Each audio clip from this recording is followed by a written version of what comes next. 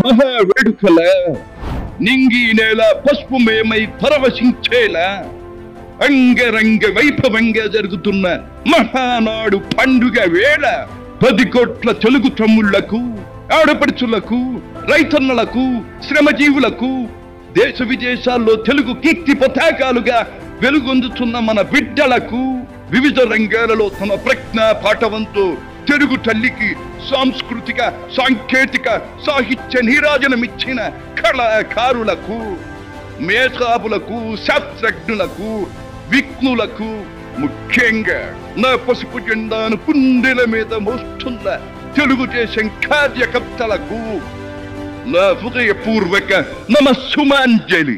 సరిగ్గా 43 ఏళ్లయింది నా తెలుగు వారి కోసం, నా తెలుగు జాతి ఆత్మ గౌరవం నిలపడం కోసం తెలుగుదేశం పార్టీ స్థాపించి.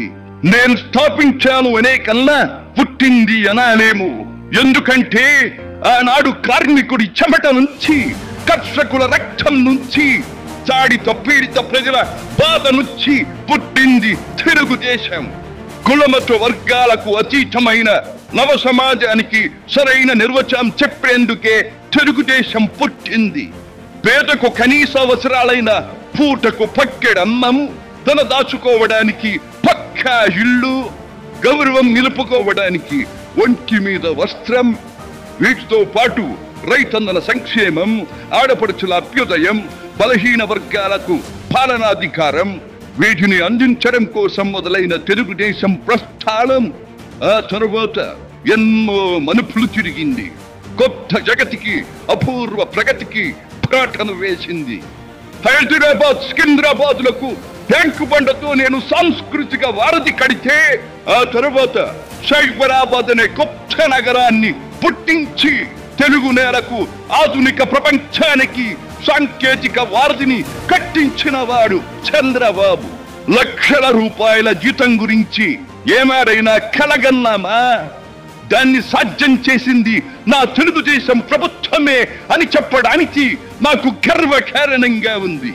డ్వాక్రా సంఘాలతో నా ఆడపడుచులు సాధించిన ఆర్థిక స్వాతంత్ర్యం చూసి నాకు సంతృప్తిగా ఉంది. గోదావరిని కృష్ణమ్మతో కలిపేటి ఎప్పుడో పోలవరం తెలుగు వారికి దేవుడిచ్చిన వరంగా రూపొందే శుభదినం ఎప్పుడో అని ఆనాడు నేను పలవరించాను. పట్టి సీమతో ఒకటి నెరవేరింది. పోలవరం పూర్తితో మరొకటి ఇంకా 2 ఏళ్లలో నెరవేరబోతోంది. రెక్కలు ముక్కలు చేసుకున్న డొక్క సగం నిండని పేద ప్రజానీకారికి ఇంత ఆదరవు కల్పించడానికే ఆనాడు కిలో 2 రూపాయల బియ్యం పథకం పెట్టాను.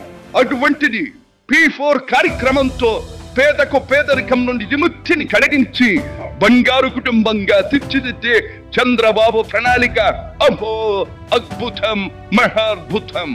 శాతవాహన సామ్రాజ్యానికి ఒకప్పటి రాజధాని నగరంగా బాసిల్లిన అమరావతి పేరిట నేడు నిర్మాణం జరుపుకుంటున్న ఆంధ్రుల రాజధాని నగరం దేవేంద్రుడు సైతం అసూయ పడేలా, మయూరి సైతం అప్పుల పడేలా రూపుదిద్దుకోవాలని మనసారా దీవిస్తున్నాను.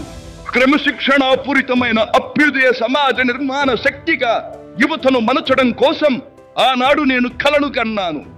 యువగణానికి ప్రాధాన్యమిచ్చి యువశక్తికి పదును పెట్టి నా కలను నేడు తీరుస్తున్నాడు నా మనవడు లోకేష్. అంతేకాదు, అధికారానికి సరైన నిర్వచనం మానవ సేవ అని ఆనాడు నేను పాటించిన నియమాన్ని నేడు గతంలో ఆచరించి పార్టీ కార్యకర్తకైనా సాధారణ పౌరుడికైనా అండగా నిలుస్తూ నా వారసత్వానికి వన్నెదిస్తున్నాడు లోకేష్. గగన సీమ నుండి ఇది చూసి అయ్యా రే ఫలా ఫలా మనవడా ఫలా అని మురిసిపోతోంది నా మనస్సు. ఈ దేశం మనది, దేశ సమైక్యతే మా సిద్ధాంతం, మా రాష్ట్రాభివృద్ధే మా దేశాభివృద్ధే మా లక్ష్యం అంటూ ఆనాడు నిత్యం నినదించేవాడి. ఈనాటి వికసిత భారత్, వికసిత ఆంధ్రప్రదేశ్ గురించి వింటుంటే ఇదే కదా నేను కోరుకున్నది అనిపిస్తోంది. చివరిగా ఒక్క మాట, చెరుగు నేల నలు చెరుగులా పాడి పంటలతో పారిశ్రామిక వికాసంతో పరవశించాలని, తెలుగులాట ప్రతి ఇంట నిత్య వసంతాలు చెందాలని, ప్రజల కోసం అంకిత భావంతో ప్రభుత్వం చేస్తున్న కృషి ఫలితం కావాలని ఆకాంక్షిస్తున్నాను. సెలవు. సర్వే జన సుఖినో భవంతు.